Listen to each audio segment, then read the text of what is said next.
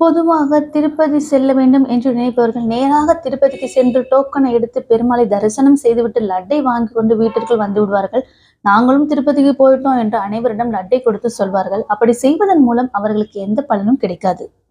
ஒவ்வொரு ஆலயத்திலும் சில இடங்களில் கண்டிப்பான முறையில் வழிபாடு செய்ய வேண்டும் என்ற நியதி இருக்கும். அப்படி வழிபாடு செய்தால்தான் அவர்களுடைய வழிபாட்டிற்குரிய பலன் என்பது அவர்களை வந்தடையும்.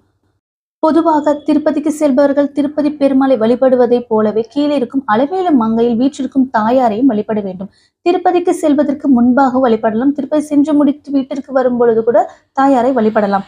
ஆனால் கண்டிப்பாக முறையில் அலமேலு மங்கையை வழிபாடு செய்ய வேண்டும். அப்பொழுதுதான் பெருமாளின் அருளை பரிபூர்ணமாக பெற முடியும். அடுத்ததாக திருப்பதி கோயிலுக்கு நுழையும் பொழுது அங்க மேலே ஒரு கடப்பாறை இருக்கும். அந்த கடப்பாறையை வழிபாடு செய்ய வேண்டும் என்று கடப்பாறையை தாண்டி கோவிலுக்குள் வந்த பிறகு கோவிலுக்குள் மண்டபம் இருக்கும். அந்த மண்டபத்தில் தலிகை போடும் இடத்தில் பெருமாள் இருப்பார். அந்த பெருமாளை நாம் வழிபாடு செய்ய வேண்டும்.